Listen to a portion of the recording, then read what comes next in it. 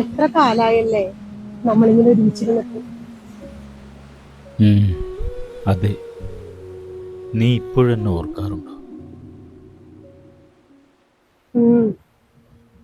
നിങ്ങൾ അങ്ങോട്ട് പോയതിനു ശേഷം നമ്മുടെ വീട് ഒത്തിരി വലുതായ പോലെ എനിക്ക് തോന്നിയിരുന്നു. അത് വീട് വലുതായതുകൊണ്ടല്ല, നീ അവിടെ ഒറ്റക്കായതുകൊണ്ട് നിനക്ക് തോന്നിയതാ. ആയിരിക്കും.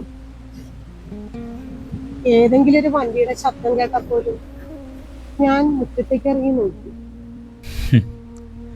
അവര് വരുമെന്ന് കരുതി നോക്കിയതാ? ഓരോ തവണയും തോന്നും ഇത്തവണയെങ്കിലും ഒരു വരുന്നു. അവരെ പറഞ്ഞിട്ടും കാര്യമില്ല, അവരും അവരുടെ ജീവിതത്തിന് പിന്നാലെയല്ലേ.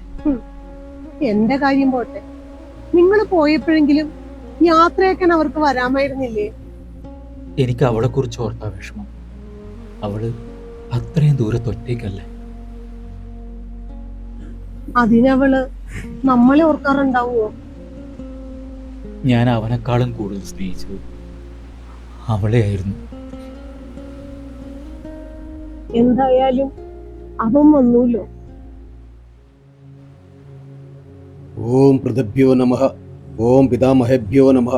ഓം പ്രപിതാമഹേഭ്യോ നമഃ. സർവേഭ്യോ പിതൃഭ്യോ സ്വതം നമഃ.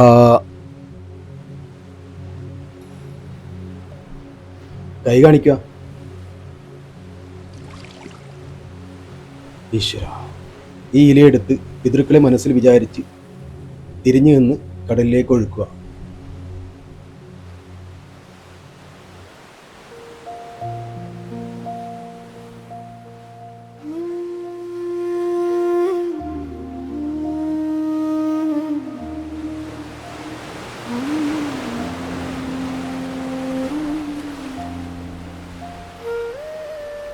ഇനി ഈ ഇലയെടുത്ത് അവിടെ വെച്ച് കാക്കയെ 3 പ്രാവശ്യം കൈകൊട്ടി വിളിക്കുക.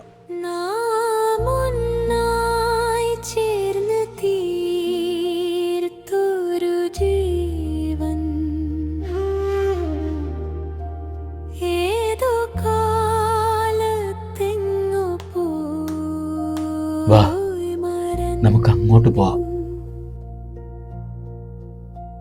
ഇനി ഏതോ ലോകം തേടി ദൂരെ നാം പോകണം.